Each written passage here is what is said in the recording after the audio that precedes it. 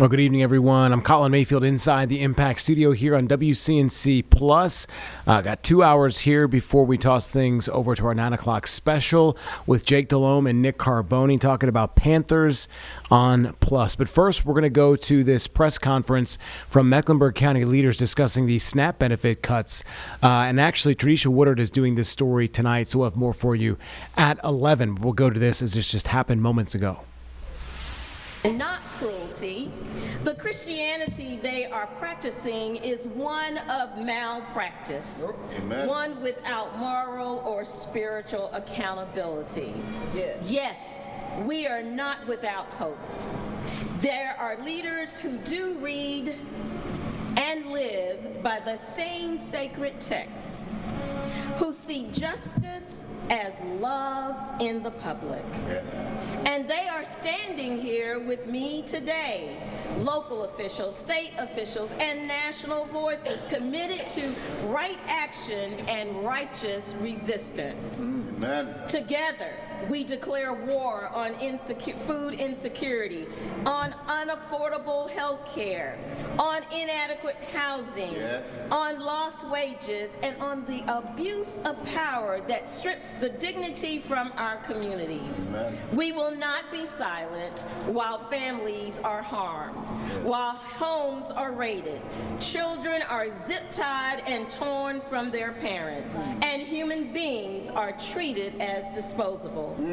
As Dr. William Barber reminds us, we have a moral authority to be here, and so we are here to speak truth, to lift our voices, and to stand in the key of justice until justice rolls down like water and righteousness like an ever-flowing stream. Yes. We are here today to sound the alarm. Amen. And so I would like to have one of our impacted speakers come up and speak to this very reason why we're here. And I'm asking Frankie if you would please come forward. Amen.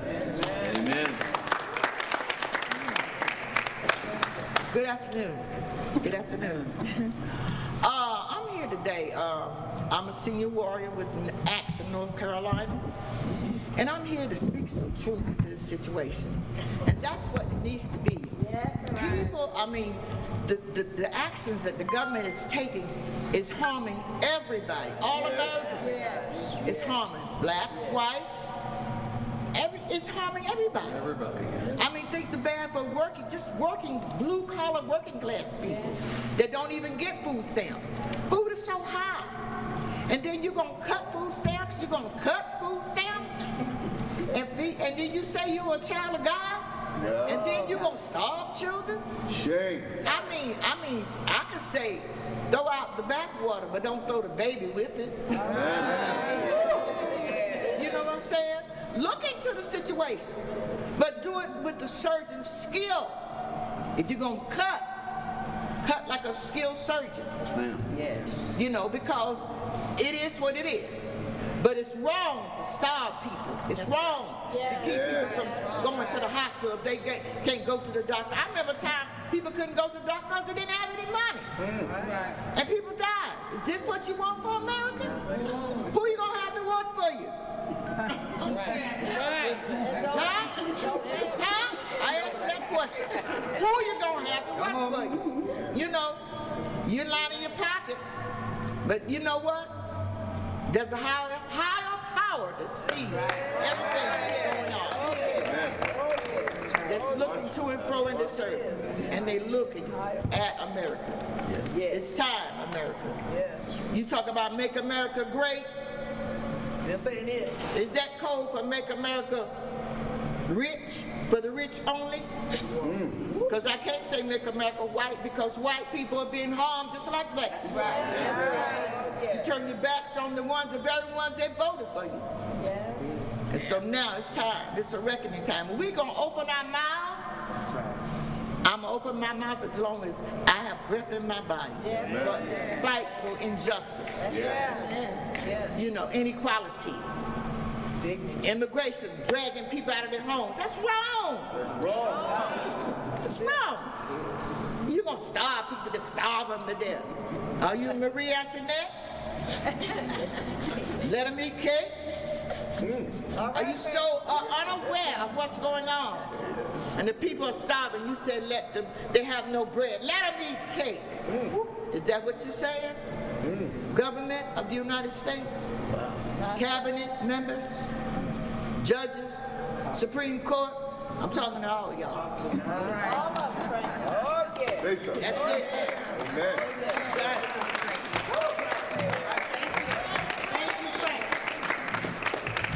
Thank you, Frankie.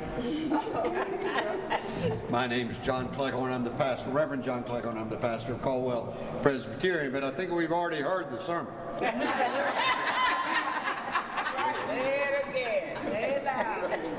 But speaking as a Christian, we follow a man who spoke plainly about the fundamental responsibility to care for each other, for one another. He said clearly, "For I was hungry, and you gave me something to eat. Yes. I was thirsty, and you gave me something to drink." Yes. What he did not say is that when I am hungry, it's okay if you force me to choose between taking the medicine I need and feeding my child. Or to skip dinner again so that I might have enough to pay rent so I don't get evicted this month. Yes.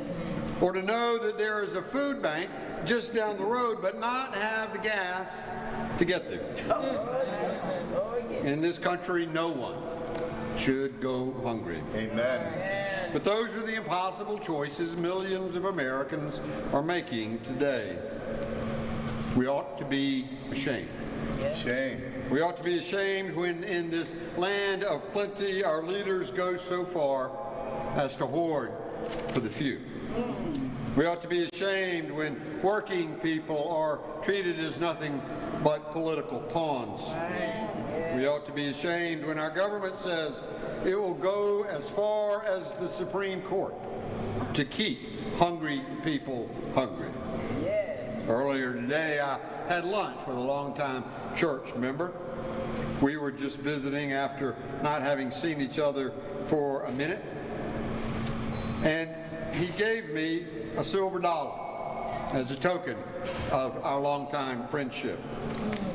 It says right here on it, "In God we trust." Yes.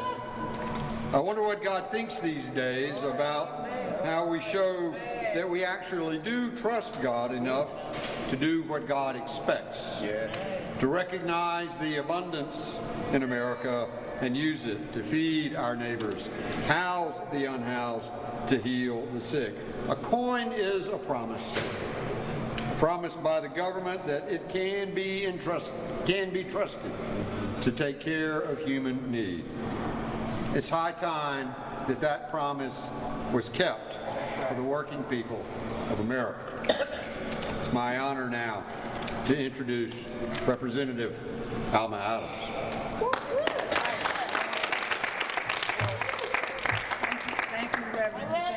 Thank you, Dr. Lindsay, and to the coalition, and to all the elected officials who are here today. Let me just, I know we can all count. This is the 41st day of the government shutdown. And that means that for 41 days, 7,000 federal employees in my district have gone without pay. 41 days, the Charlotte-Mecklenburg residents experiencing pauses and delays as they are seeking services from the government. And at this time, all of this time, Speaker Mike Johnson refused to call the House back into session so that Congress can get back to work. We need to get back to work and shut down the shutdown. Now, the American people are expecting Congress to do our jobs, the jobs that we were elected and appointed to do. Last night, though, it seems that the Senate came to a deal to reopen the government through January 30th. Now, it doesn't have everything it needs to have in it, but I'm going to tell you what's there. And I haven't read it yet.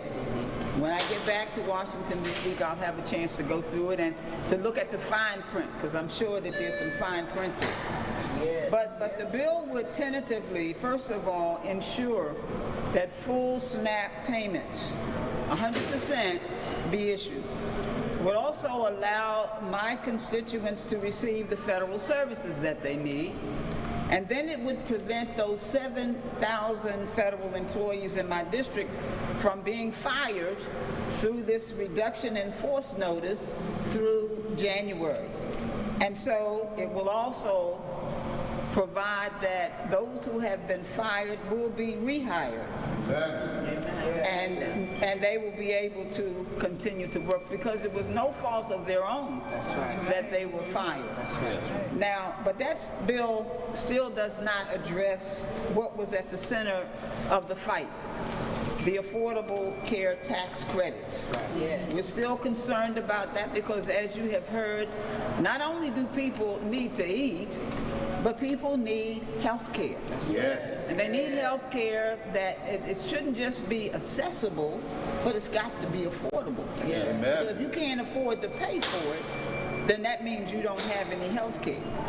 But this bill, this CR that's coming out of the Senate, and we think maybe tonight, does not address this particular fight that we've been in for the past 41 days.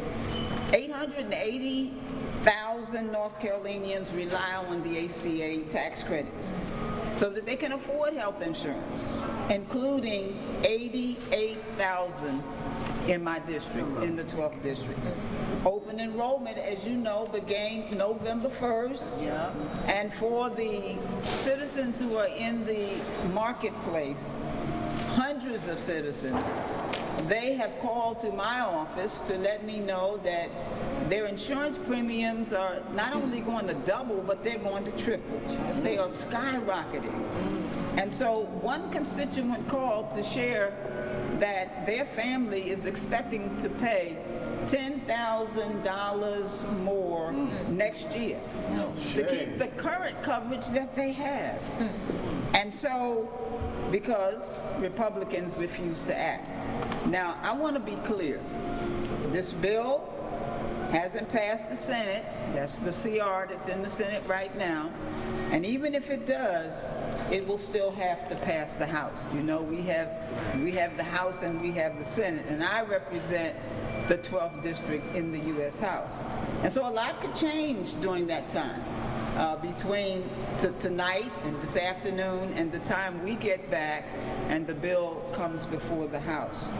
But I've got to tell you that this shutdown continues to inflict pain on the American people, from SNAP cuts to cuts in federal firings and delays at the airport, but that's nothing new for them.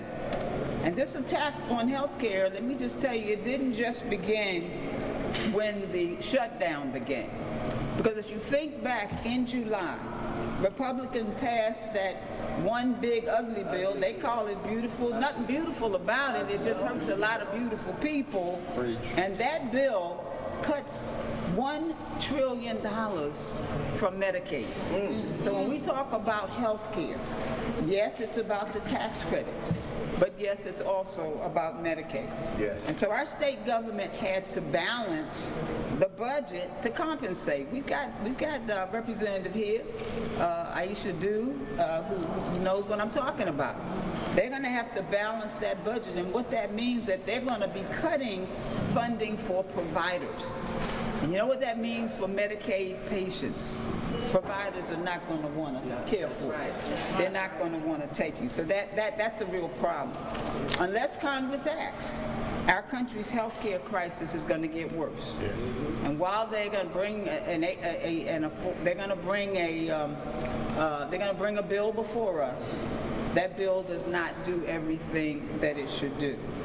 And then when we look at the problems with health care and the African American community, I'm speaking specifically of Black maternal health. I am the co-founder of the Black Maternal Health Caucus, and I can tell you that in North Carolina, Medicaid access was expanded to over 700,000 people.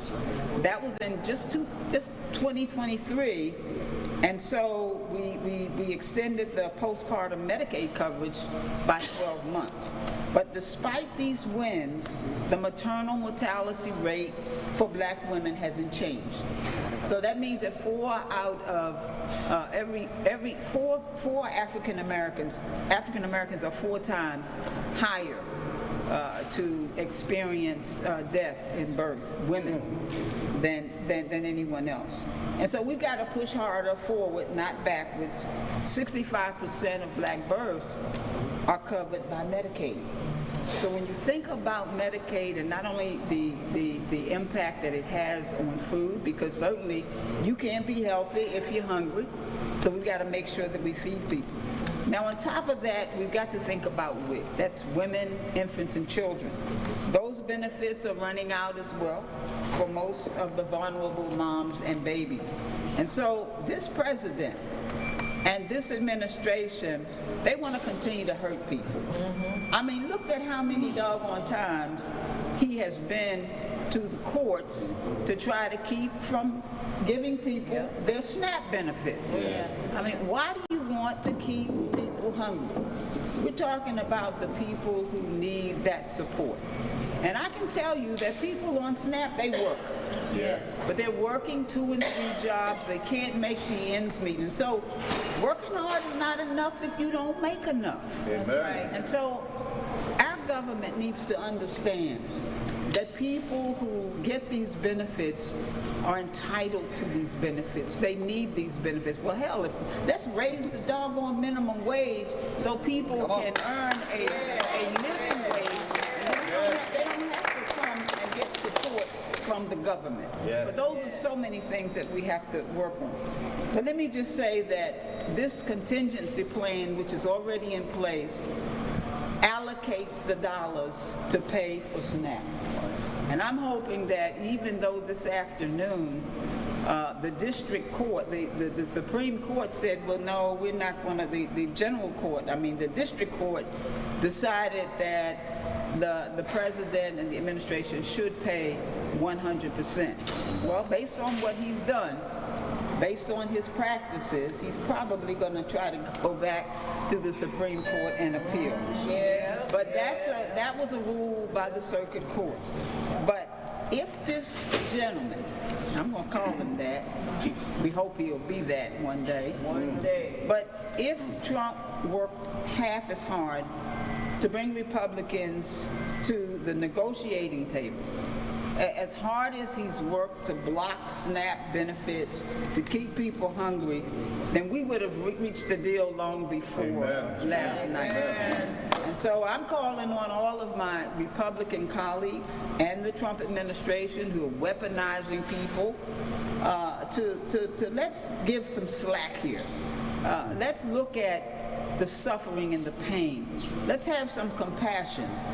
You've heard it. They're more than I believe, and all the ministers are here, but I think I'm right when I say that there are more than 4,000 references in the Bible that speak to how you treat the poor. That's right. And yes, I can tell you, the Lord's just not happy with what's going on right now. But let me just say, everybody deserves to eat. Yes. And everybody deserves to have the health care that they need. Yes. I'm going to continue to fight to ensure that no one goes to bed hungry at night, that everyone has a decent, affordable place to live, that we can have health insurance. It is so critical, because I've got to tell you that while these premiums are going up on the people who are on the ACA, it's going to go up for everybody. We're all going to have to bear that brunt, and probably we should if that's the case. But I'm going to continue to push for this extension on these tax credits. We need that. I'm not sure what's going to come out from the Senate and what the House will finally vote on. But I want this community to know, and all of the folks who are standing here, to know that we're going to continue to fight. I'm going to continue to stand up. I'm going to speak up. I'm going to cut up if I have to. But it is important that we speak out. So I'm just so happy to see so many people here today, because the federal government needs to understand the impact that not only that the shutdown is having, but the reason for the shutdown, and the impact that it's having on citizens. And I thank you for all of you for being here. I thank you for the organizers, my sister here, Aisha Dew, to the coalition, and all of you. Thank you so very much for allowing me to put my 2 cents in today. Amen. Good afternoon, everyone.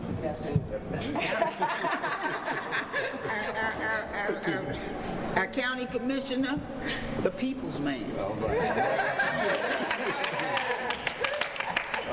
Thank you to our great Congresswoman, and to Representative Dew, to all of our neighbors and friends who are here, our clergy.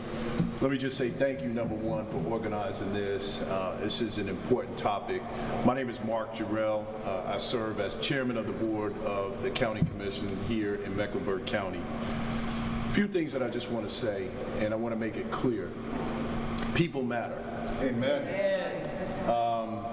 People are not ping pong balls. Yeah. They should not be leveraged or used as pawns in any way. Amen. For the last 41 days, people have been scared. They're trying to figure out and making choices between food and lights, utilities, and for us in the government, our main responsibility is to take care of people. Amen. That's our main responsibility, to keep them safe. Food should not be used as a bargaining chip. Yeah. That's right. To Congresswoman Adams' point, the vast majority of people that are on SNAP or receive SNAP benefits are working. Yes. What that means here in Mecklenburg County, that's 63,000 households, or 138,500 individuals. That goes from children all the way to our most seasoned individuals that live here. And so I want to make it very clear that Mecklenburg County cares about its people. And what you see represented here today goes beyond Mecklenburg County. This is a representation of what's happening across the state and across the country, to our Congresswoman's point. And so it is time for us to understand that policy matters. Yes. Policy impacts people. And we're always going to stand on the right side of policy. And any time that we are saying that people can starve, that's the wrong policy. Make no mistake about it. We want to move to a space in this community where people don't need a food box. Amen. We want to move to a space in this community where people don't need SNAP benefits. Yes, if we raise the minimum wage, people should have a livable wage. That's right. People should have a livable wage. We have to do better. That's right. And so that's where you'll see policy. Mecklenburg County has leaned in. We've convened partners. And I want to thank all of our partners, all the people in this community who have stepped in and stepped up and said, listen, we're going to lean in for our brothers and sisters. We don't know them, but we're going to lean in. And so I want to publicly thank them. I want to thank everybody behind me for their work, for staying in the fight, for letting their voices be heard, for speaking up and speaking out, and not being afraid because there's threats coming from D.C., the same people that should be protecting them. And so we're going to continue to do that. I'm here to say thank you for this opportunity. Mecklenburg County will continue to fight. Thank you. Thank you. Hey there. So Representative Aisha Dew here. Listen, we were called back to Raleigh to do a remap gig as opposed to deal with Medicaid rebates. We went back because someone on the other side of the aisle decided that they wanted to potentially get Donald Trump's endorsement. What we want to do is to get the people's endorsement to make sure that they have the food that they need and to make sure that they actually have the health care that they need. So I commend Governor Stein for all the work that he's done to pull together public and private partners to make sure that people can eat. Also for all of the folks doing the work at the county, for Congresswoman Adams handing out food. This is where we are now because we can't get our colleagues to do the work together to actually come up with a real solution, which is to give people their benefits back. Congresswoman Adams, as she mentioned to me the other day, when you look at what people get, some of them are only getting $23 a month, and they work 2 or 3 jobs, right? I saw mothers on television crying because they skipped meals so that they can make sure that their children can eat, and they were already doing that before the benefits were cut.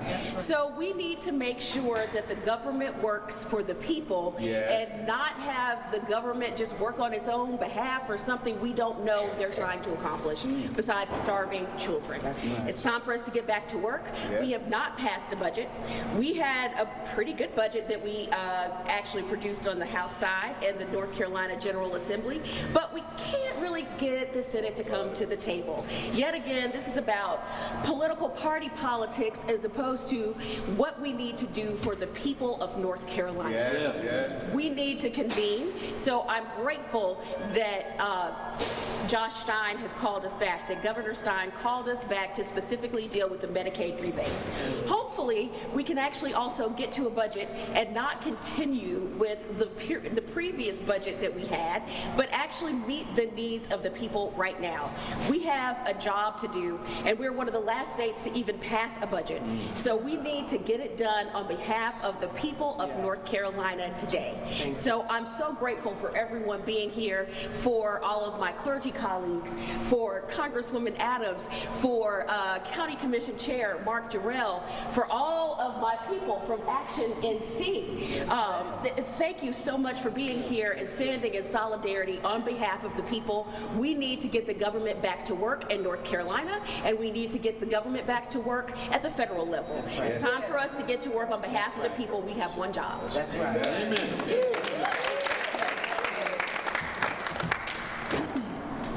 Thank you. I'll be happy. Did you all have any questions? Can you just talk about the SNAP benefits that you were saying? Can you just elaborate? The Senate is on its way to pass, and it goes to Congress.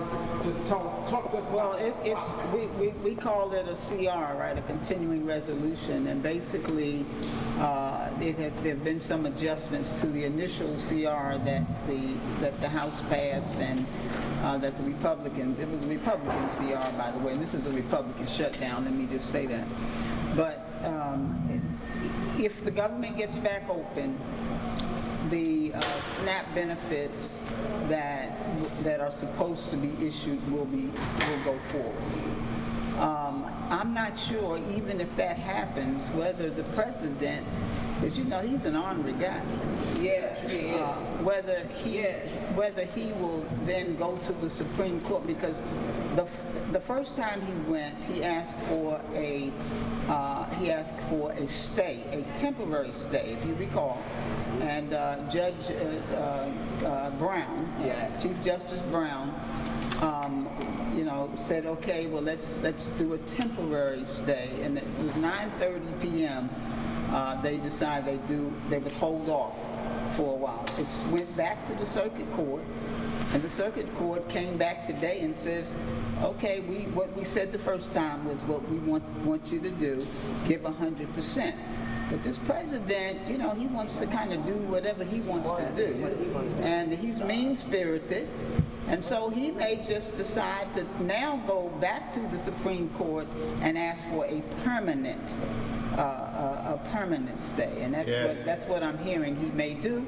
But if this if the Senate gets this thing passed, and if it clears the House, I'm not sure. Like I said, I don't know what my colleagues are going to do. I don't even know what I'm going to do. I need to read it. I need to see what's in it. I need to see the fine print. I am very distressed that there's no reference to health care, to the ACA tax credits. So I guess it's all up to the president if you think about it, because the speaker has not held the president accountable for anything. They're just letting him run wild. He's just running rogue, do whatever he wants to do, and they're going along with it, because the speaker should have called us back a long time ago. The Democrats, we've been in and out of Washington for several weeks. Republicans have been on vacation. Donald Trump's playing golf. So that's what's going on. Right. Thank you. All right, everyone, we're going to hit a 2-minute break. On the other side, we're going to go to the Health and Human Services Secretary talking about a new women's health initiative. We'll have more right after this 2-minute break.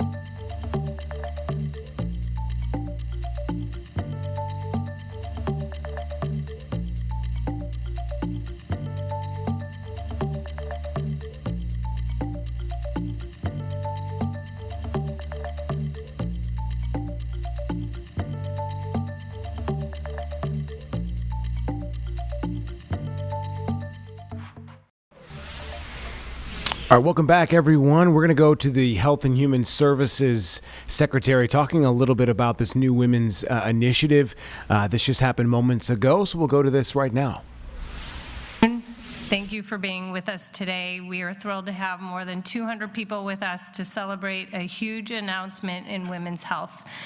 It is my pleasure to welcome to the stage Health and Human Services Secretary Robert F. Kennedy, Jr.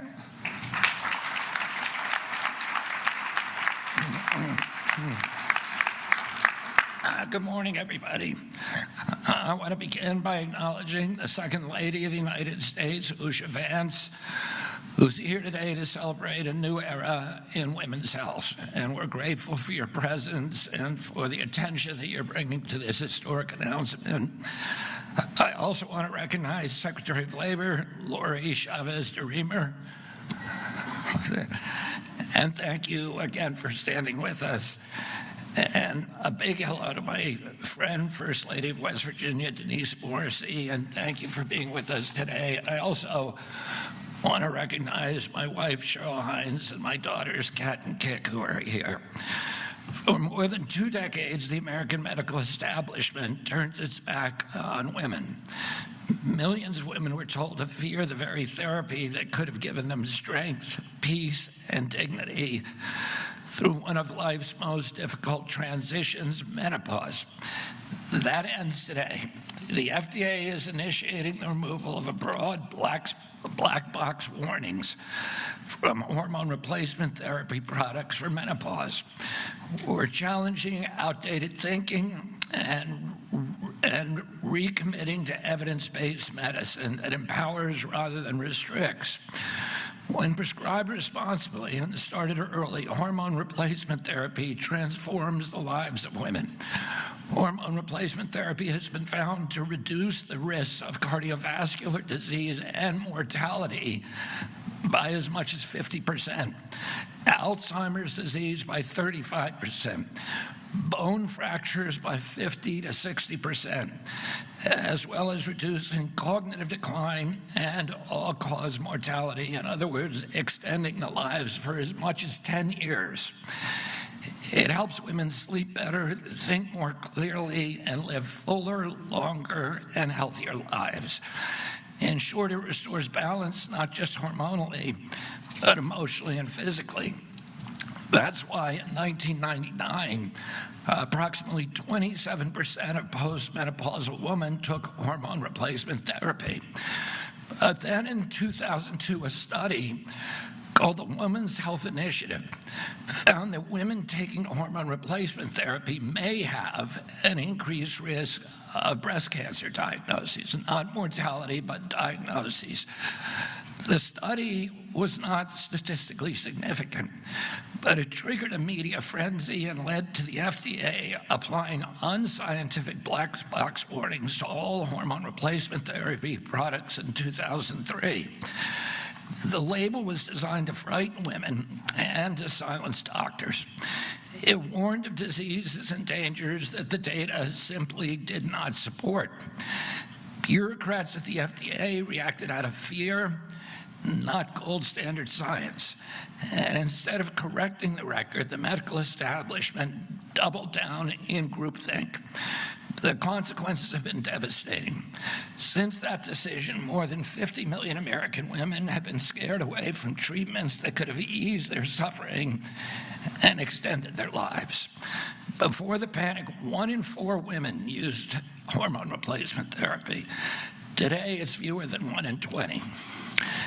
That's not progress, that's neglect, that's malpractice. We can no longer accept a culture of fear that blocks innovation and keeps patients from proven therapies. But today, thanks to President Trump's bold leadership and unwavering commitment to restoring trust in public health and the courage of Commissioner Marty Makary, the FDA is correcting that mistake.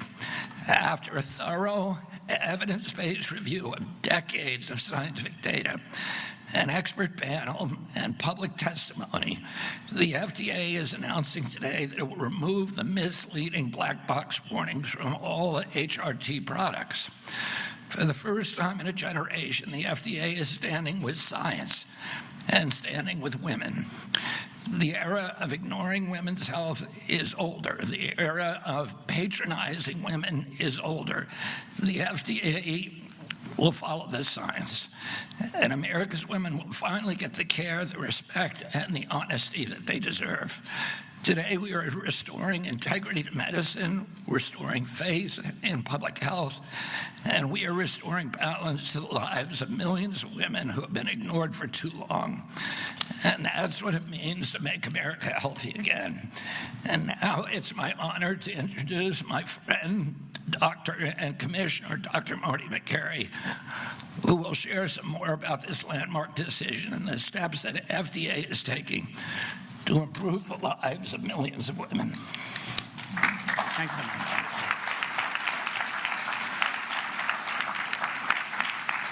Thank you, Mr. Secretary.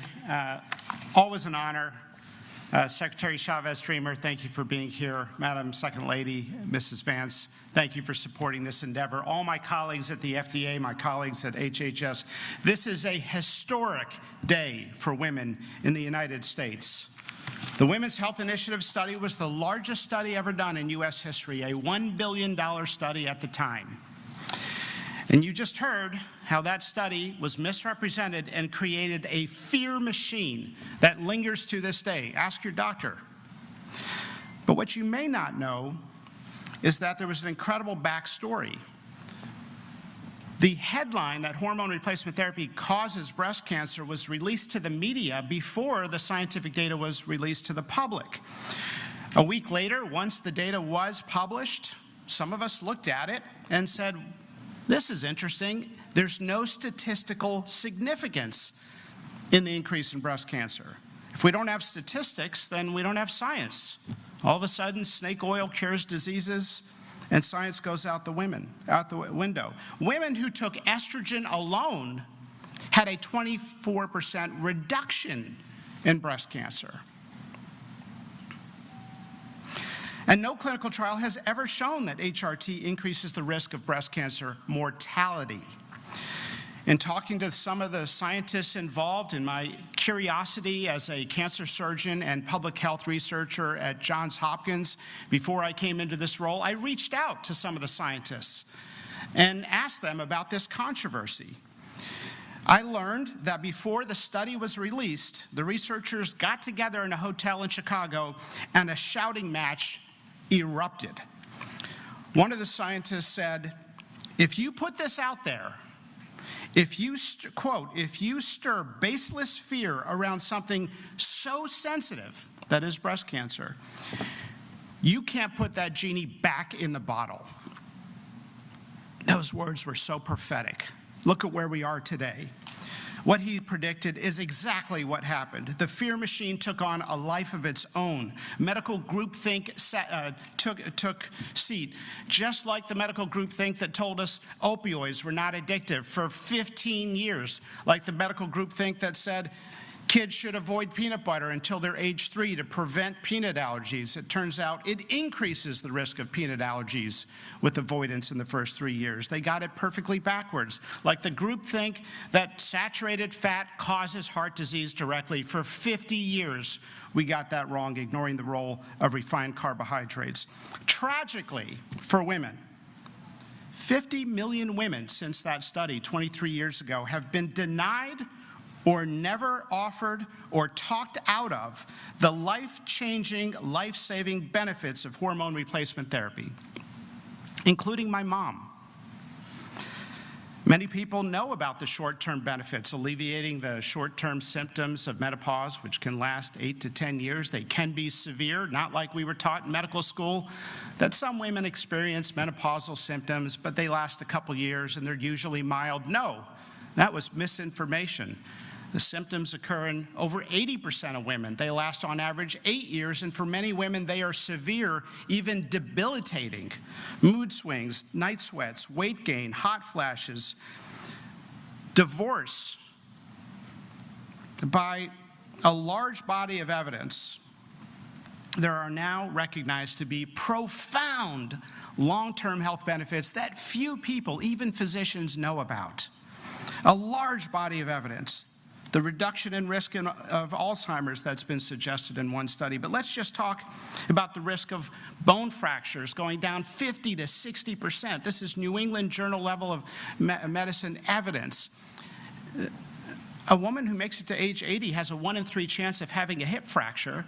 It is avoidable with a risk reduction of 50 to 60%, and so we're hammering rods in a woman's hip as a part of an operation for a condition that may have been avoidable. We don't talk about this issue as much as we should. Let's just cite the data on heart disease. More than, in the journal Cancer, I'm going to hold it up right here. In the journal Cancer, 3 years ago, they concluded that more than 40 observational studies show a consistent 30 to 50% reduction in coronary heart disease in HRT users compared to non-users. A 30 to 50% reduction in heart disease. What are we doing? The number one cause of death in women is heart disease.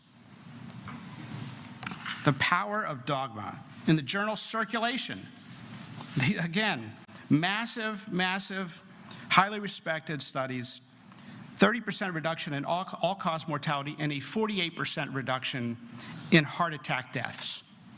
Okay, we talk about statins all the time. We never talk about HRT. Statins have up to a 35% reduction. And these studies are showing up to a 50% reduction. What are we doing?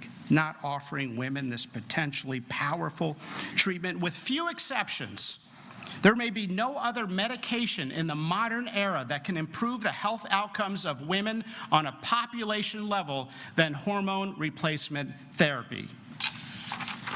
After 23 years of dogma, the FDA today is announcing that we are going to stop the fear machine, steering women away from this life-changing, even life-saving treatment. The FDA is taking action to remove the black box warnings from estrogen-related products. This is based on a robust review of the latest scientific evidence. Our expert panel at the FDA we conducted a few months ago, some of those doctors and experts are here with us today. We are also approving 2 new drugs for the treatment of menopausal symptoms. We are listening to doctors who have been waving the flag in the air saying, hey, we have this wrong. We are listening to women who have been challenging the paternalism of medicine. We are listening to female medical students that have demanded more menopause education in the curricula. This administration hears your voice and is not afraid to challenge the medical status quo. If you listen to people, and I've seen this at the bedside, if you listen to the patients, you learn a lot. HRT has saved marriages, rescued women from depression, prevented children from going without a mother. A male-dominated medical profession, let's be honest, has minimized the symptoms of menopause, and as a result, women's health issues have not received the attention that they deserve. More than 80% of women have notable severe symptoms lasting up to 8 years. How could the medical establishment get it so wrong for so long? That's the power of groupthink. Women deserve the same rigorous science as is used for men. We don't believe in medical dogma. We believe in evidence, science, patient choices, and restoring the doctor-patient relationship. And the way we do that, and we talk about this all the time in the Secretary's office, the way that we restore the damaged public trust is by showing some humility. So with that, I want to thank everyone who's here, including the FDA scientists, Christine Wynn, Janet Maynard, and so many others. Sarah Brenner, my deputy commissioner, is now going to come up and give some comments. Thank you very much.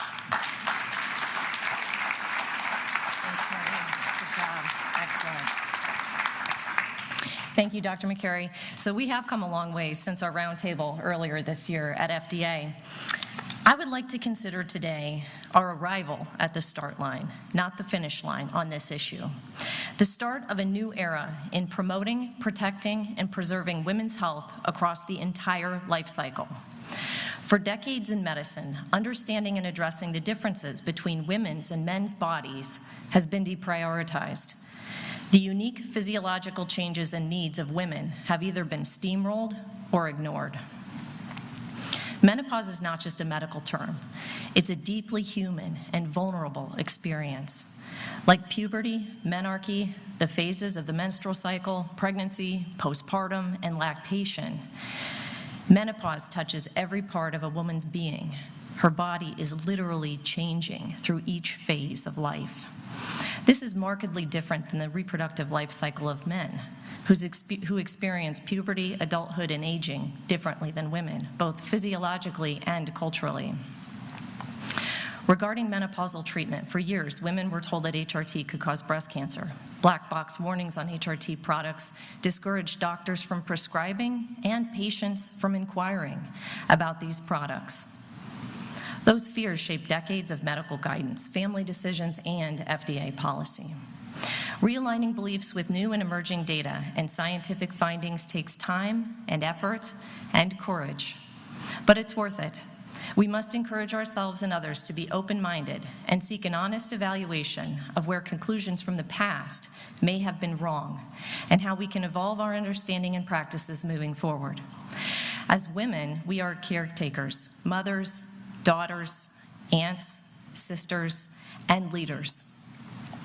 We give so much of ourselves to others. Today, with this action, we affirm that women's health matters. This milestone would not have been possible without the bold leadership of President Trump, Secretary Kennedy, and Commissioner McCary. Through the MAHA movement, we are tackling outdated assumptions and groupthink head-on and returning to the simple truth that when science evolves, policy must evolve too. Today is a meaningful day for women's health in America. Thank you for joining us in making America healthy again for women of all ages. And now I'd like to invite Dr. Jackson to come up.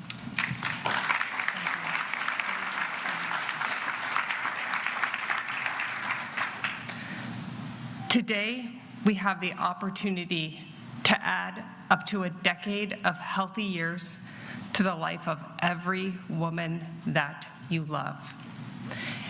The science is clear.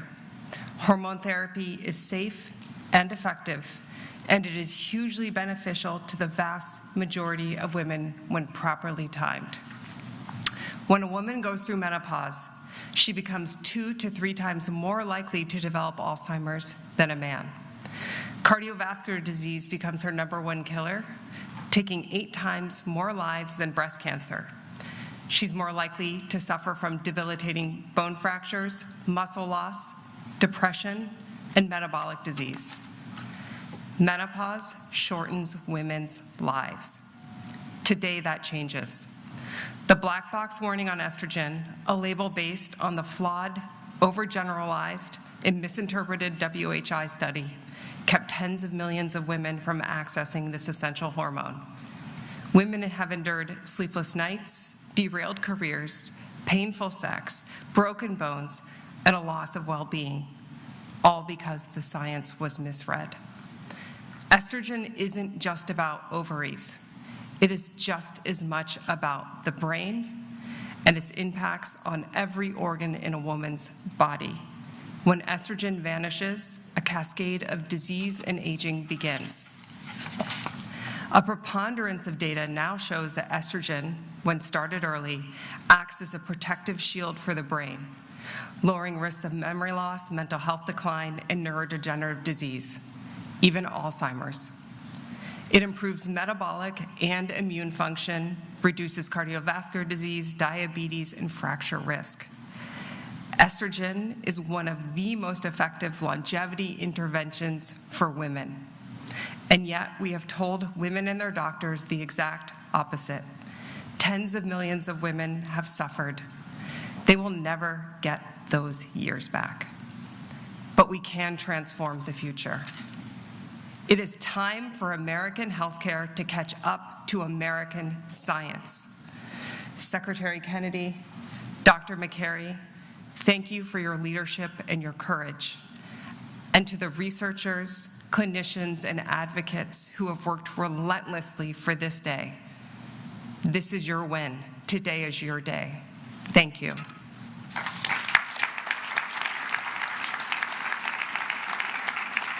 I'd now like to introduce Dr. Rachel Rubin.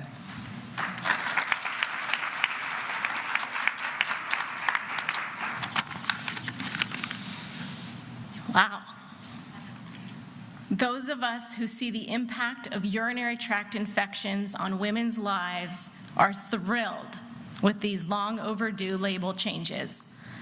You see, when hormone levels decrease, it can lead to urinary frequency, urgency, pain with sex, and recurrent urinary tract infections. We call these symptoms the genitourinary syndrome of menopause, or GSM.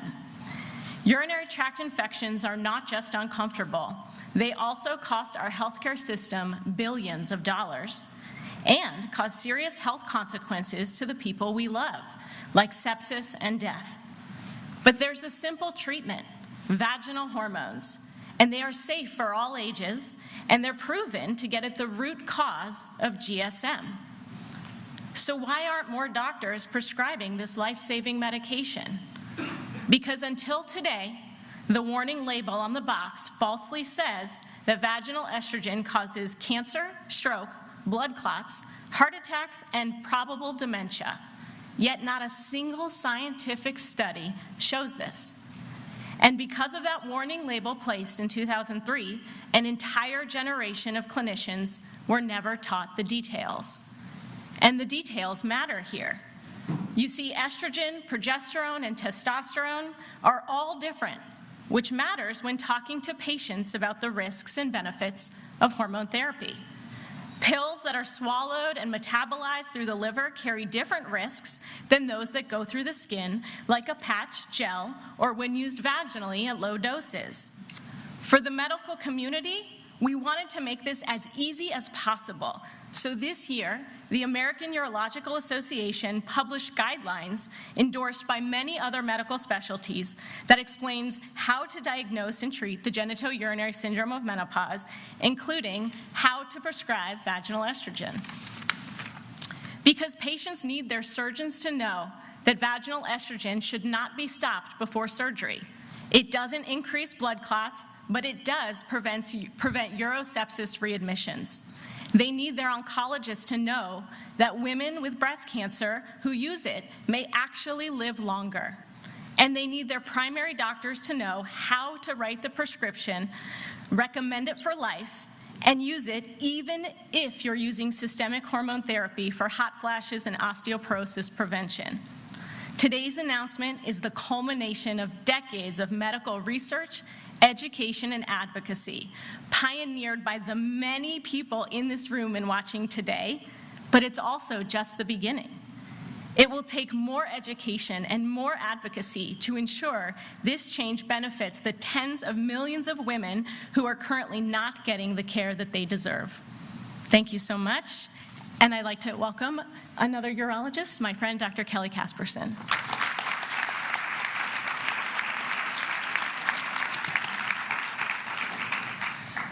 Distinguished guests, colleagues, and leaders, today marks a monumental shift in women's health. The FDA has finally acted to correct decades of misleading guidance. As a surgeon and advocate, I stand here for the 80 million American women over 40 whose health has been shaped by misinformation instead of fact. When I was in residency, I was told women were too complex, as if their health needs were unknowable. Years later, a bladder cancer survivor in tears reminded me how wrong that was. She wasn't complicated, she was in pain, and no one had treated it. That moment shifted everything. I started asking, who is taking care of the people who are supposed to be partnered with the people that urologists like me are giving testosterone and Viagra to? Because here's the truth. Women's care has been an afterthought. He gets treated. She gets dismissed. Families fracture. It doesn't have to be this way. Estrogen is FDA approved for osteoporosis prevention, premature menopause, and several symptoms of menopause. And while 80% will experience symptoms, only 5% receive treatment. If a patient does get a prescription from her doctor and brings it home, nearly 1 in 3 will never use it because of the fear created by the incorrect warning label. Today, there is hope. Evidence now outweighs inaction. The FDA's decision to remove the boxed warning is not just regulatory, it's revolutionary. What happens here will be followed in other countries too. Worldwide, women spend more years in ill health than men, despite having safe, effective, even preventative treatment that until now has been held back by fear. To the researchers who refused to back down, thank you. To the clinicians who pushed past outdated protocols, teach our peers. And to the women who spoke up, you moved the line. Let today be the day we stopped treating women's health as a footnote and started treating it as the standard. Thank you.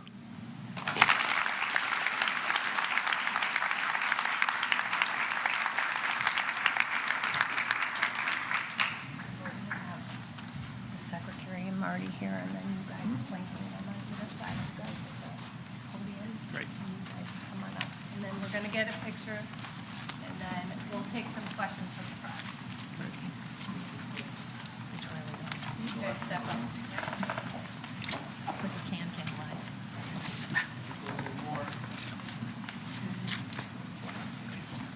Smile. 1, 2, 3. Thank you. You guys stand. You guys on either side. Okay, we're ready to take some questions from the press. Yes?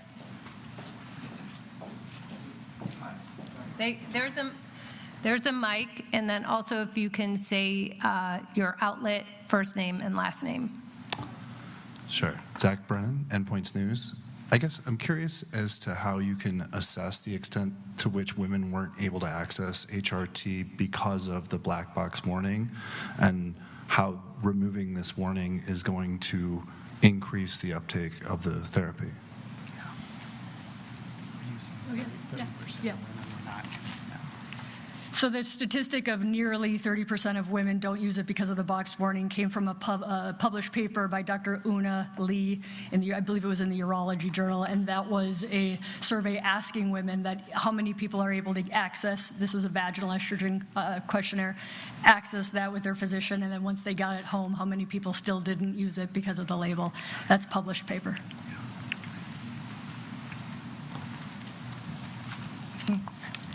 Sarah Overmall from CNN. I'm curious your guidance for women in perimenopause and how they should be thinking about this, and also the direction you would take with compounded hormone replacement therapies, because there's a lot of people using this as well.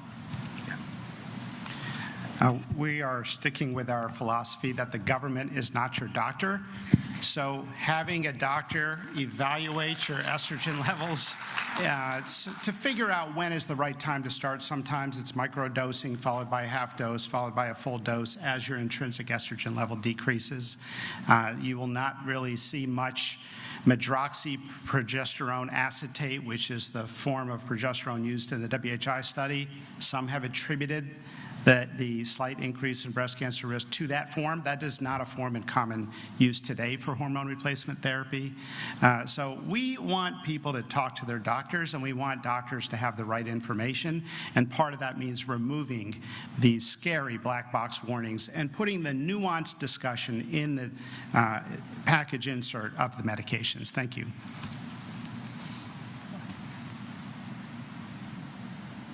Harrison Waters, World News Group. Will there be any difference in handling bioidenticals to the synthetics for HRT?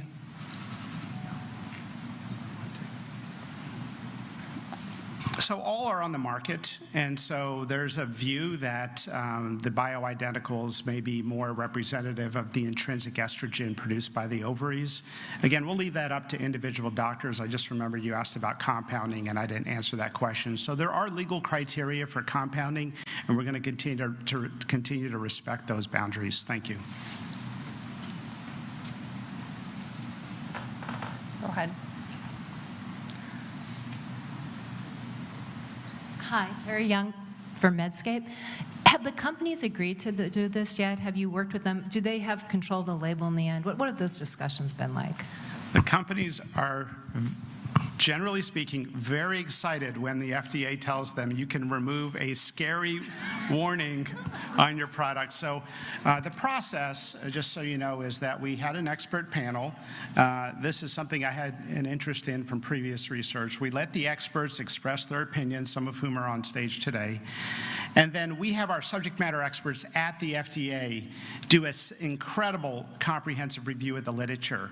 The conclusion of that review was a recommendation to remove certain black box warnings. That recommendation was presented to me. I accepted it, and that makes it final. So we are letting the public know. Now the companies will reprint and accept those label changes. Over here, do we have a second mic? Hi, Tiffany Ryder, Red Flag Media. I practiced in emergency medicine, and it is insane how much dogma there is and how long it actually takes for recommendations to get down to the clinician level where clinicians are actually comfortable prescribing things as we should. Is there a campaign to encourage clinicians to move away from the dogma, even though the science has been clear for, as you stated, many years now? Rachel, do you want to say something about that? So this is so important because in 2019, the American Urologic Association has recurrent urinary tract infection guidelines that say give vaginal estrogen. It prevents UTIs. And I found that no one did. No one read them. No one started writing prescriptions. So you can see, I got onto Twitter and social media and I got loud. And we have really inundated social media with a campaign of why this is important. And even a published paper just came out recently that showed prescription rates are increasing. Google searches are increasing for these vaginal hormones, which your great-grandmother in the nursing home can take to prevent UTIs. And we are seeing, we've published in the emergency medicine literature, and we both advocate, we publish, we research, and that's what's moving the needle. And so it is taking time, but people are getting loud, the public is getting loud, and I actually think there's a lot of hope here. Awesome. Thank you. Right up here.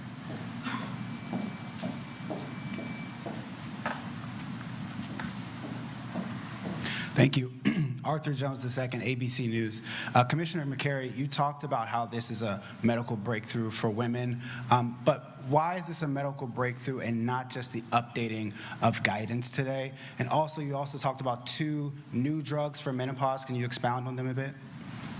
Sure. So we have a generic form of Premarin, which is a combination therapy that the FDA just approved. And one of the giant goals of President Trump and this administration is lowering drug prices for everyday Americans. It is a health reform. It's not packaged with a bow from Capitol Hill, but it is a meaningful health reform that actually addresses the 2 root causes of our affordability crisis. The cost, the price of goods and services, and the health of the population is something we're focused on. And the other medication is a medication that is specific to the treatment of a menopausal symptom. There's already one out called Veozah. This is another product that also directly treats menopausal symptoms. And that's important for women who can't take estrogen because there are contraindications. I do think, to your first point, it is both a medical breakthrough and a guidance change, and we want to see the community talk about the evidence at the level of the evidence. So thank you. Right there. Hi, Matt Perrone, AP. Thanks for taking questions. Commissioner McCary has been passionate about this issue for a long time. I think the first chapter of his most recent book was about this topic, if I recall. But to what extent does this reflect FDA scientists and consensus among the rank and file? Was there a process reconsidering the label before you arrived there?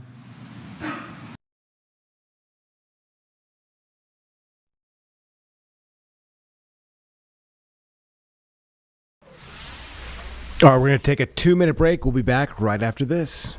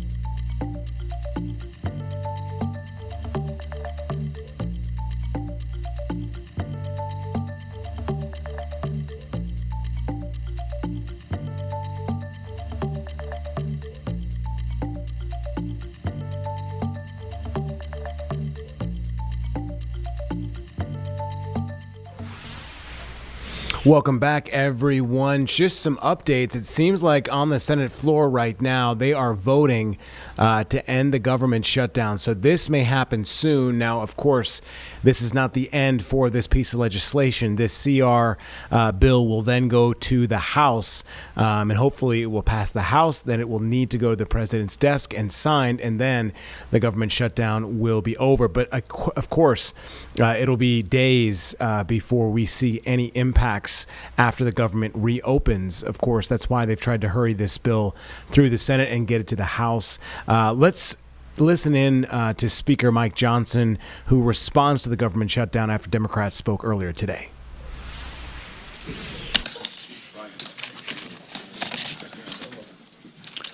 Good morning, everybody. I'm very thankful to see you all this morning. I'm thankful to welcome you to what appears to be the beginning of the end of the longest government shutdown in U.S. history, as shameful as that is. I don't think it's coincidental, you know how I think, but it's after 40 days of wandering in the wilderness and making the American people suffer needlessly, some Senate Democrats finally have stepped forward to end the pain. It appears to us this morning that our long national nightmare is finally coming to an end, and we're grateful for that. At least some Democrats now finally appear ready to do what Republicans and President Trump and millions of hardworking American people have been asking them to do for weeks. But as we said from the beginning, the people's government cannot be held hostage to further anyone's political agenda. That was never right. And shutting down the government never produces anything. It never has, if you study history. And so here we are. I want to remind everybody this morning of another critical point that you've heard me here repeat over and over the last several weeks. It's something that I and Leader John Thune and President Trump and every Republican leader have all said repeatedly from the beginning. We have always been open to finding solutions to reduce the oppressive costs of health care under the Unaffordable Care Act. We just made clear that we would not and should not ever do that. That is, negotiate as hostages. And I've also reminded you here every morning at this press conference throughout the shutdown, Republicans have not just been talking about reducing costs and fraud and abuse in so many areas and in health care. We've been actually passing new laws to accomplish that urgent mission for the people, and we will continue to do so. So here's where we are by way of schedule, just so you know, you're following. And if you're not at home, if you're waking up to this good news this morning, the Senate's vote late last night of 60 to 40 opens the door now. The Senate is moving forward on an amended House CR, a continuing resolution, that will reopen the government until January 30th. Added to that are provisions to fully fund SNAP provisions through the end of the next fiscal year, which is September 2026. Guaranteed back pay for all federal workers who have been made to endure these hardships over the last several weeks.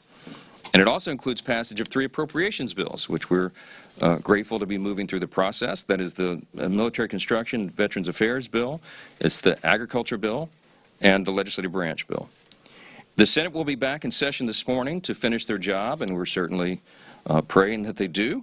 They'll need unanimous consent from all senators to fast-track their final vote. As you know, there are some procedural hurdles that one or more could throw in the way, but we certainly hope that they won't do that because so many people across this country are desperate for the government to reopen.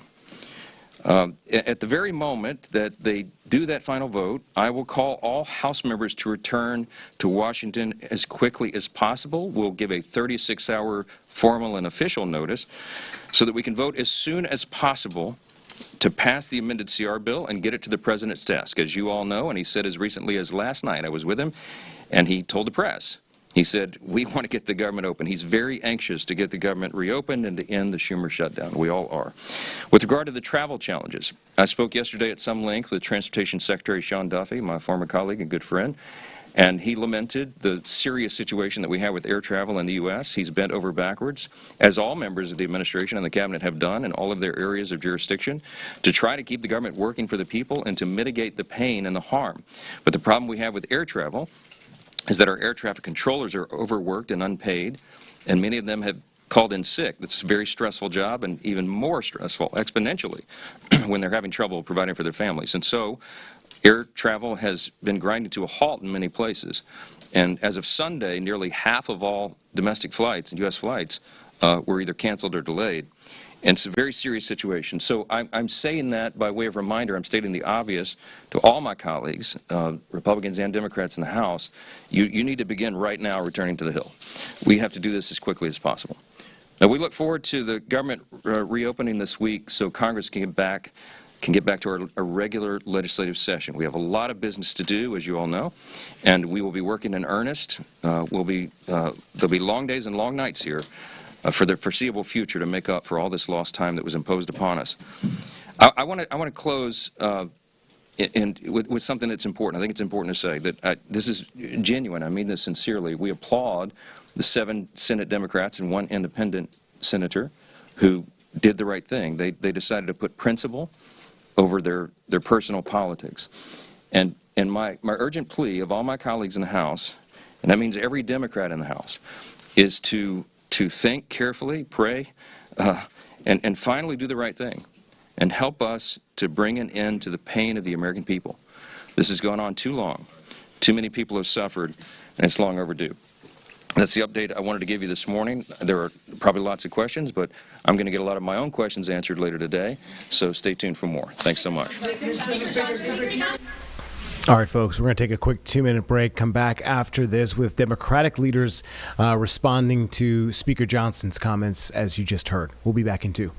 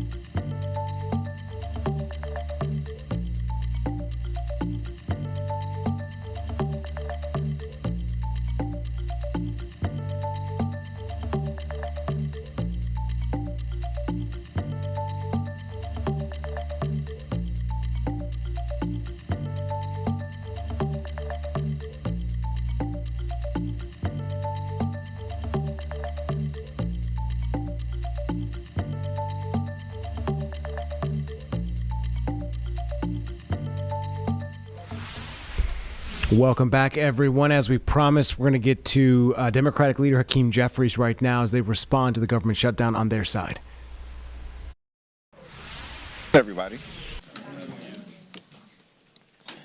From the very beginning of this year, Donald Trump and Republicans have failed to deliver on their core promise to lower the high cost of living in the United States of America. In fact, what Donald Trump and Republicans said is that costs were going to go down on day one. But costs haven't gone down. They're going up. Inflation is going up. Under Republican policies, housing costs are going up. Child care costs are going up. Grocery costs are going up. Electricity prices are through the roof. And now, because of the Republican refusal to extend the Affordable Care Act tax credits, tens of millions of Americans are about to experience dramatically increased health care costs. In some cases, their health insurance premiums will increase by $1,000 or $2,000 per year. That is unacceptable It will be unaffordable for working class Americans, middle class Americans, and everyday Americans to be able to go see a doctor when they need one. And so House Democrats and Senate Democrats have been fighting hard to address the Republican health care crisis and to lower the high cost of living for everyday Americans in the United States of America. Because the reality is, America is too expensive. And far too many people are struggling to live paycheck to paycheck. They can't thrive, they can barely survive. And that's why Democrats have been waging this fight. And we'll continue to wage this fight. No matter what comes over to us from the United States Senate to the House of Representatives at some point this week. Our position as House Democrats has been crystal clear. We will sit down with any Republicans, anytime, any place, anywhere, in order to find a bipartisan path forward, but we're not down with their my way or the highway approach to governance. That's failed the American people. It's been a disaster for the American people, and the American people know it, which is why last Tuesday, Republicans all across the country got wiped out. One of the most decisive off-year elections ever in modern American history. And so as House Democrats, we know we're on the right side of this fight, the right side of the American people. And we're not going to support a partisan Republican spending bill that continues to gut the health care of the American people. And we're going to continue the fight to extend the Affordable Care Act tax credits. And if it doesn't happen this week, this month, next month, then it's the fault of Donald Trump, House and Senate Republicans, who continue to make life more expensive for the American people. Questions? Mr.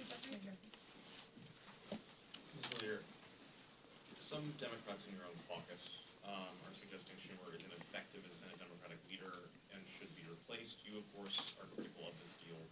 Do you view him as effective, and should he keep the job? Yes and yes.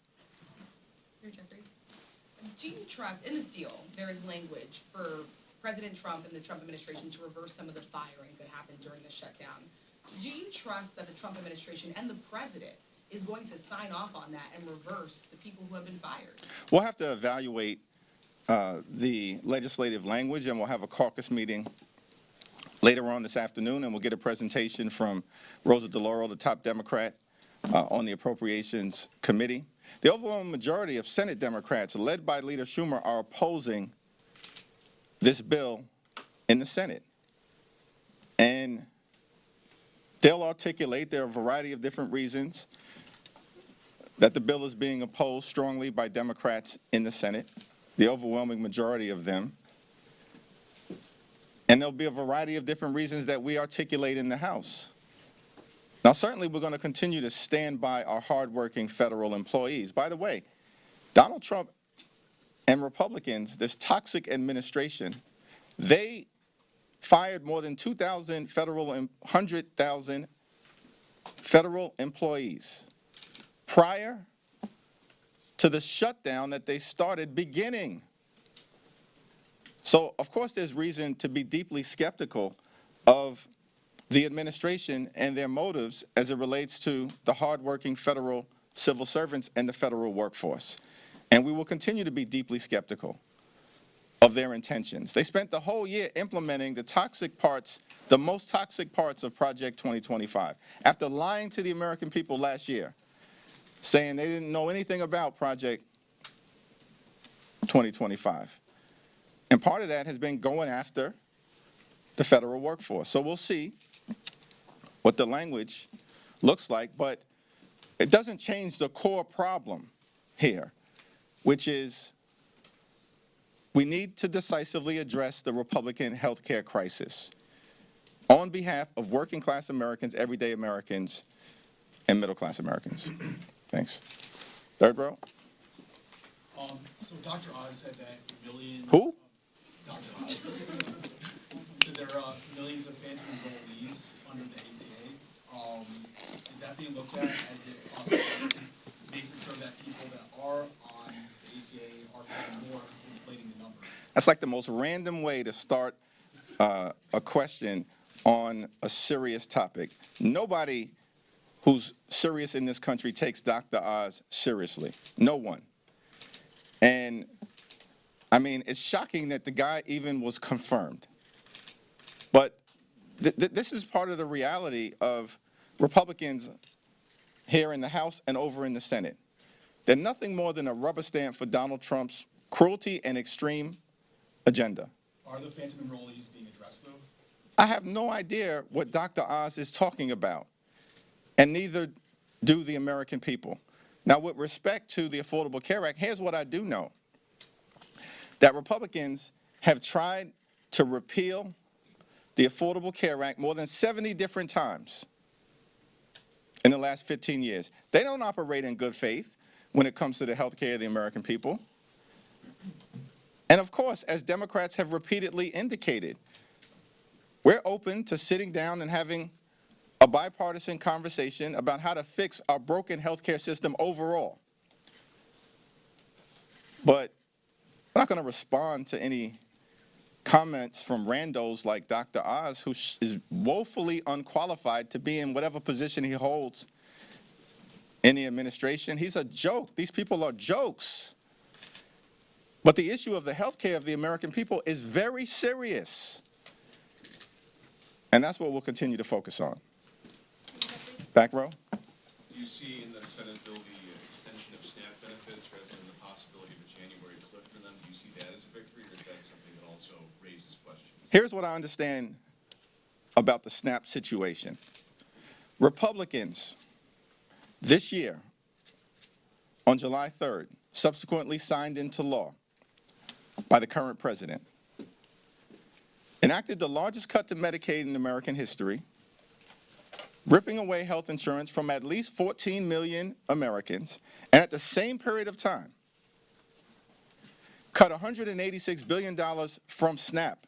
Republicans did that this year. They literally ripped food from the mouths of hungry children, seniors, and veterans so they could reward their billionaire donors with massive tax breaks that they made permanent. That's what Republicans did. They've launched an all-out assault on SNAP. They've weaponized hunger and starvation here in America, taken SNAP benefits away from more than 1 million veterans rather than honoring them tomorrow, which is what should be taking place in the United States of America. Republicans have done that. And so these people can't be trusted on the cost of living issue. These Republican extremists, they can't be trusted on the health care issue. And they certainly cannot be trusted on the SNAP issue. As you know, this has been the longest shutdown in American history. You've seen chaos at airports, delayed SNAP benefits, people losing their jobs. And yet, the deal that Democrats agreed to has been a deal that's been on the table for a while now. Still no policy outcome on health care. So what do the American people gain from the past 41 days? Our fight in the House of Representatives will continue to address the Republican health care crisis. We'll continue that fight today, tomorrow, this week, this month, next month, this year, next year. We're going to continue that fight to fix our broken health care system and lower the high cost of living for the American people. And the American people know that we're on the right side of this fight. It's part of the reason why you saw decisive Democratic victories last Tuesday and crushing Republican losses all across America. In Virginia, in New Jersey, in New York, in Pennsylvania, in California, in Mississippi, in Georgia, across the country, up and down the ballot. Because Republican policies have failed the American people. And as Democrats, we're going to continue to fight to make their life better. Thanks. Thank you, Mr. Lugar. Throughout the shutdown, you referred to your Senate colleagues as courageous for rejecting the 14 previous attempts to reopen the government without an extension to the affordable tax care credits. Those 8 Senate Democrats who voted to start the process of reopening the government, do you still include them in that characterization of courageous Democrats who have kept the fight going throughout this shutdown? Well, I don't have much to say about those individuals, and they're going to have to explain themselves to their constituents and to the American people. I certainly believe that Senate Democrats, the overwhelming majority of Senate Democrats, led by Chuck Schumer, have waged a valiant fight over the last 7 weeks, defeating the partisan Republican spending bill 14 or 15 different times, week after week after week, and continue to oppose this effort of passing legislation that does not address the Republican health care crisis by extending the Affordable Care Act tax credits. But the fight is getting ready to shift back to the House, where we're going to work hard, hold the Republicans accountable. All of these loudmouths on the House Republican conference side who's been saying for the last several weeks that we have to extend the Affordable Care Act tax credits. Now is their chance. This week, they have to come back from their 7-week prolonged taxpayer-funded Republican vacation. They can no longer hide. They can no longer hide. Mike Johnson apparently still hiding, refused to even answer a single question today. That's extraordinary. But they're not going to be able to hide this week when they return from their vacation. Thanks. Speaking of the House, Speaker Johnson has not committed to holding a vote on subsidies, even though the Senate agreement would have them do so. What do you say to that? And then also, what do you think that would do to the relationship between Republicans and Democrats on the House side? Well, the failure of Republicans to address the health care crisis that they've created in the House and in the Senate is no surprise, because House and Senate Republicans multiple times this year have been given an opportunity to vote to extend the Affordable Care Act tax credits, and multiple times this year already, in the context of the debate around their one big ugly bill, they voted against, unanimously voted against, extending the Affordable Care Act tax credits. So over the last several weeks, it's become increasingly difficult for them to hide from their position as it relates to the health care of the American people. And House Democrats, joined by our colleagues in the Senate, we're not going to stop the fight. We're going to continue to lean into the fight over the next few days and beyond until we actually get an outcome that makes life better for working class Americans. Thank you, Mr. Leader. There's already extensive backlash coming from the Democratic base over feeling shortchanged by Senate Democrats who have secured this deal without touching on health care. What do you think that this backlash could mean for the party going into the midterms next year, and also for the voters who just handed Democrats a decisive victory? Do you think that this will make them feel also shortchanged, disenfranchised, demoralized? Do you think that this will lead to a switch up? House Democrats are going to take back control of the House of Representatives next year. I've said it before, and if I said it, I meant it. Now, with respect to the senators on the other side of the Capitol, they're going to have to explain themselves. But the overwhelming majority of Senate Democrats continue to remain in the arena fighting to fix our broken health care system and address the Republican health care crisis. This fight for us is not partisan. It's not a partisan fight. It's a patriotic fight. We're waging this fight on behalf of the American people. The 5 states that are most impacted by a failure to extend the Affordable Care Act tax credits are West Virginia, Wyoming, Alaska, Mississippi, and Tennessee. 45% of the people, of the Americans who are going to lose health care or be at risk of losing health care if they don't, on the other side of the aisle, extend the Affordable Care Act tax credits, 45% of them are registered Republicans.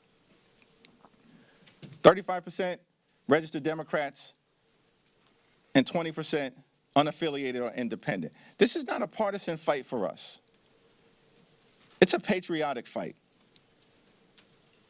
You know, one of the people that I met early on during this Trump Republican shutdown, came to Capitol Hill, was a 29-year-old named Mariah Plant. She's from rural Wyoming County in West Virginia. Her older brother is nonverbal, autistic, and requires 24-hour care. And Mariah is able to provide that care to her older brother lovingly and affectionately because of Medicaid that Republicans have now cut by the largest amount in American history. Her hospital in rural West Virginia is at risk of closing because of Republican policies in their one big ugly bill. And at the same time, this 29-year-old loving caregiver for her older brother gets her health care from the Affordable Care Act. And it's affordable because of the tax credits that Republicans now want to rip away from her. And so I'm fighting for people like Mariah Plant. Very different than the people that I represent in Brooklyn, New York. But she's an American, just like I represent hundreds of thousands of Americans. And that's what House Democrats are doing. We're fighting for the American people. Thank you, Leader Jeffries. Have you spoken to your Democratic colleagues in the Senate who voted to reopen the government? And if so, what do you make of the argument that Republicans would not discuss health care during the shutdown, so they said there's no choice but to vote yes? I have not spoken to them. Thanks. Different topic, Mr. Leader, if you don't mind. President Trump announcing widespread pardons for the group of people that were involved in providing alternate electors, as they called it, for the 2020 election. And he also has allegedly received a commutation request from Ghislaine Maxwell. Just wondering about your thoughts about the way the president has handled his pardon power, especially given how critical he was of President Biden. Well, Donald Trump, in terms of the exercise of his pardon power and commutations, is completely and totally out of control. Like, he can find the time to pardon a serial fraudster like George Santos, but can't find any time to sit down with Democrats on Capitol Hill who represent half the country in order to address the health care crisis that Republicans have created. That's devastating people in urban America, rural America, working class America, small town America, the heartland of America, and black and brown communities throughout America. And so what we're seeing with these toxic pardons and commutations coming from Donald Trump is more of the same. And look, the American people know these extremists on the Republican side have gone too far. And the crazy part about it... All right, folks, we're going to take a 2-minute break. We'll be back right after this.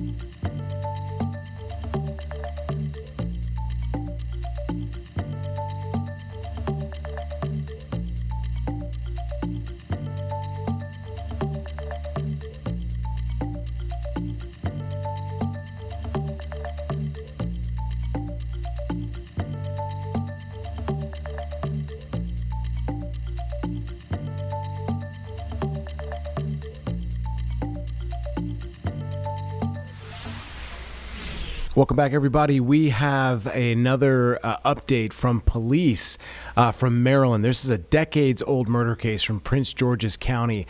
We're going to get an update from them right now on some breaking developments that they had earlier today. Retired homicide unit detective who worked this case, Bernard Nelson, FBI Baltimore Special Agent in Charge, Jimmy Paul, and Prince George's County State's Attorney, Tara Jackson. At the conclusion, you'll hear from the Crandall family.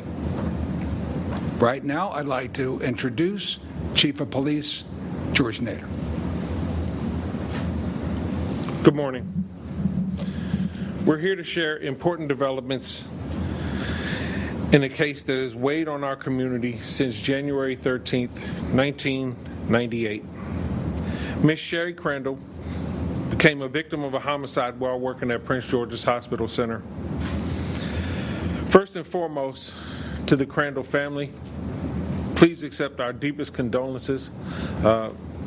There's nothing that we can say that can take away the pain of the loss of your mother or your sister, but please know that you've always been in our thoughts, and we've worked this case diligently for the past 27 years, and now we have a little bit of closure to bring with identifying the person responsible for it. We know that we can't erase the pain. The Prince George's County Police Department has worked with new investigative techniques with genealogy to identify the suspect who committed this crime 27 years ago. The diligent work of our detective unit of unresolved cases, the cold case, but we never call a case cold, is unresolved because we work relentlessly to bring justice to families and identify people who are responsible for committing crimes in our communities. And that's just what happened here. With the assistance of the FBI and expert genealogists, we were able to identify the person responsible for this case. It highlights how far investigations have advanced since that time. The use within the legal requirements, investigative genealogy is a powerful tool that's delivered closure in many cases. This outcome should stand as a reminder that the Prince George's County Police Department's commitment to victims and their families is unwavering. We don't stop working case. We continue to work it until we bring closure, and we'll always continue to do that. For victims that have experienced cases like this, let this case stand as an example that we don't forget and we don't stop. When people don't think that we're looking, we're looking. When people don't think that we're working, we're working. So it's the dedicated use of the Prince George's County CID Homicide Unit, the Cold Case Squad, who works these unresolved cases that we're able to bring this case to a closure. And for that, I say thank you for the work over the past 27 years. In particular, Detective Nelson, thank you for sticking with this case. The work that you did and the dedication that you have to our community and this family in particular is amazing. So with that, I say thank you. I think some of the things that we have to keep in mind is this: every case is a person and a family. And what they experience, no one should have to experience. So for that, our deepest condolences to you and admiration for the strength that you've shown over the past 27 years. And thank you for sticking with us to bring closure to this case. With that, I would like to introduce the county executive, Ms. Aisha Braveboy. Thank you so much, Chief, and thank you all for being here today, but especially the family of Sherry Crandall. Thank you for spending time with us. Thank you for letting us know a little bit more about your mother, your sister, and your friend. You know, it is tough to lose anyone, but to lose someone who was a caregiver in the place that she gave care is particularly tragic, and that's why I think that this case really stood out. And when I was state's attorney, we worked with our police department to apply for a grant with the Department of Justice to conduct forensic and investigative genealogy testing so that we can close cases like this. And I'm proud to say that this was the first case that was submitted for testing. And it's an honor to stand before you today, at least not with complete closure, but at least with an answer. And I think that's important. Because Sherry was not just a name on a file. She was a vibrant woman who had purpose. She had dreams for her children, dreams for her family. And she was a sister, and that strikes me because I have a sister, and so I know that I would want justice for my sister if anything happened to her. So I am grateful that her sisters are here to represent her along with her children. For them, this has been a heart-wrenching journey of uncertainty and agony. For 27 long years, they have lived with the pain of loss and the anguish of unanswered questions. And I hope that, and the hope that one day justice would prevail. Today, I stand here to share important developments in this case. After years of tireless work by the Cold Case Division of the Prince George's County Police Department and the State's Attorney's Office, using investigative genetic genealogy, we have uncovered the identity of her killer. And I'll allow law enforcement to talk to you a little bit about how that was conducted and who the killer was. However, I must also share the bittersweet news that her murderer is no longer alive. As a result, there will be no formal charges or a trial. While this news may not bring the justice that Sherry's family so rightly deserves, we hope that it provides some sense of closure. Closure is a word we often use without understanding its weight. But for Sherry's family, after so many years of searching for answers, closure at last means the end of not knowing.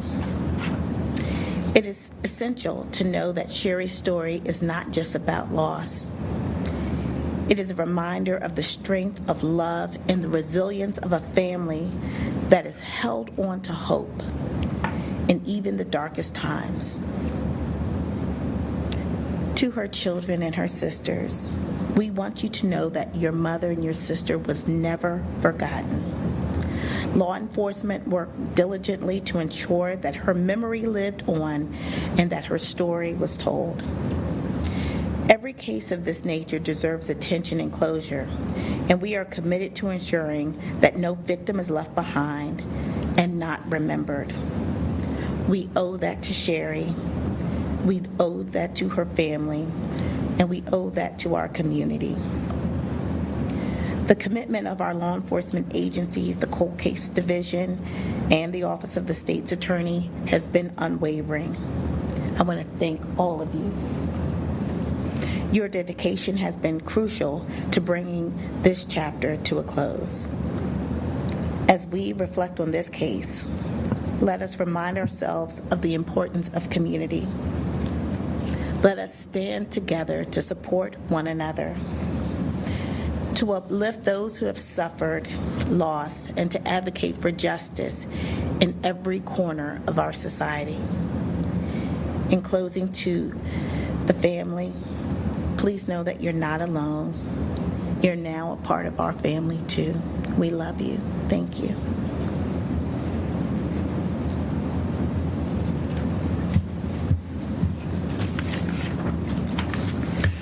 I'd now like to introduce retired homicide detective Bernard Nelson.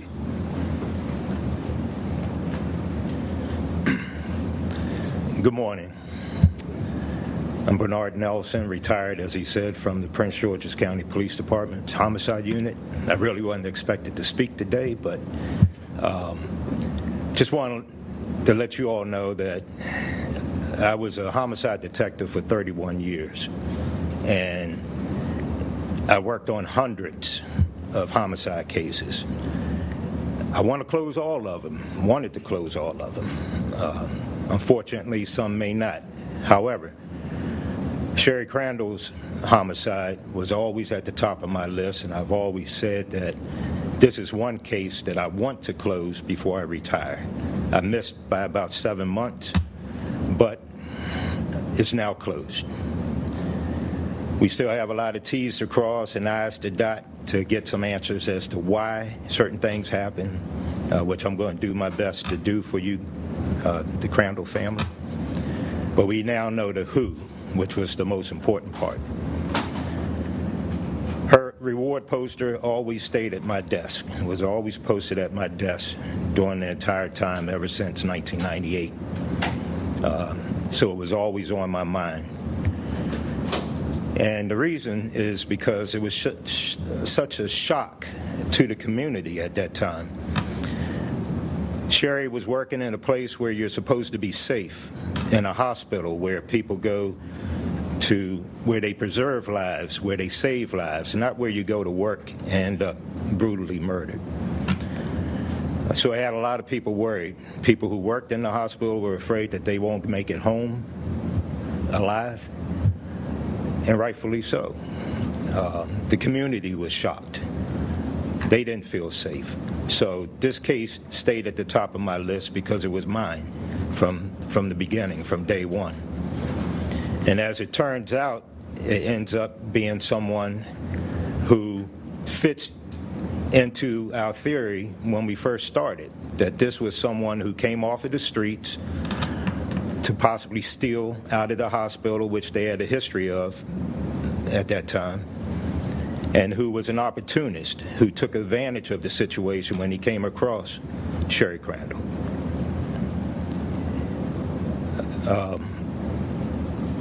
So it was no surprise that he filled that realm. This is a bittersweet moment for me. I'm extremely happy that I was able to find answers, or we as a team, and just to make this clear, it wasn't just me. It was a ton of people who worked on this case as a team. But as far as the bittersweet emotions that I'm going through, I'm very happy that we have closure. I'm just upset that it took so long. 27, almost 28 years that it took to close this. I'm upset that he's deceased because I wanted to try to get more answers through interviewing him. But also upset that he's not going to be punished for what he did and not be brought to justice for what he did to your mother and your sister. That's what I would like to have seen. But I would take what we have. I have no choice. So I just wanted to end by thanking everyone who worked on this case from day one, but in particular, the genealogists. Those are my heroes in this. I will be forever grateful to them. We had one who worked with the county homicide unit who started this from the beginning when we were initially told that it's not worth running with because the comparisons when it was put through the databases came so far off the charts that they said it wasn't worth pursuing until they can get closer to any relatives. Well, they got closer. And then the FBI's genetic genealogy team picked up on it, and they ran with it. And I'm so grateful that they stuck to it with the other genealogists and came up with these answers. They will give us direction on where to go and who to get reference samples, DNA samples from. But they built that tree, and they stuck with it. And I'm so grateful that they did, because now they were able to finally identify the person responsible. So I just want to make sure that they know that I will forever be grateful to them. Darren, Tiffany, Luke, you were always on my mind. Darren always kept the fire under me to stay on this case. But I appreciate you all, appreciate your patience, because this definitely needed some patience. So I'm glad that we were able to provide answers for you. Thank you. thank you for the work that you did, Detective Nelson, and for all the people that you mentioned. Based on DNA recovered at the scene and genealogy, we're unequivocally able to say that the person that's responsible for this crime, Bari Abdul Akbar Shabazz, the original name that he had at birth was Edward Barry Watts.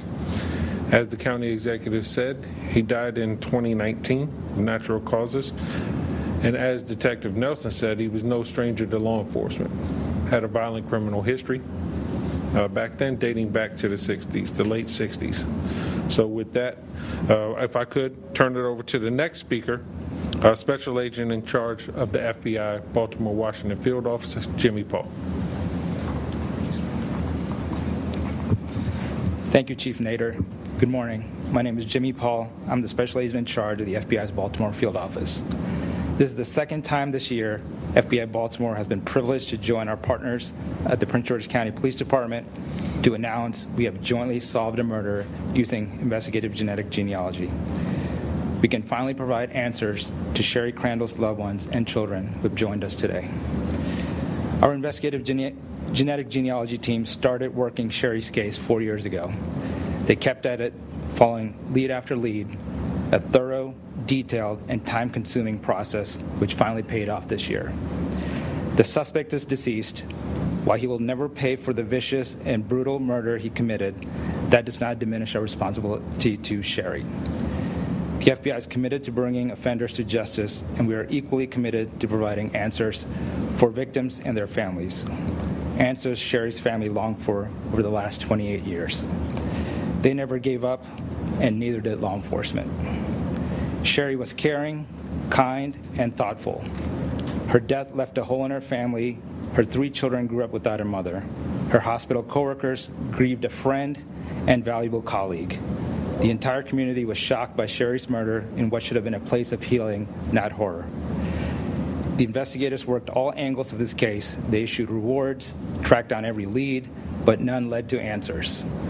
All the while, her killer kept going on with his life right here in Maryland until he died in 2019. That's frustrating for everyone, including law enforcement. We are naming him now and publicly identifying his horrific crimes. Through investigative genetic genealogy, investigators are able to solve the worst of the worst crimes and identify the worst of the worst criminals, even when decades have passed since the crimes took place. The FBI's collaboration with Prince George's County Police Department and All right, everyone, I'm going to wrap up this press conference here from Maryland. If you would like more, you can find more on WCNC Plus inside this app. Don't forget, tonight, in about 2 minutes, in fact, Nick Carboni going to have a one-on-one with Jake Delhomme from the Carolina Panthers to discuss what we just saw over the last weekend when the Panthers lost to the Saints and how they can try to shore up the team to win this weekend. All right, thanks for watching here on WCNC Plus. We'll see you tonight at 11.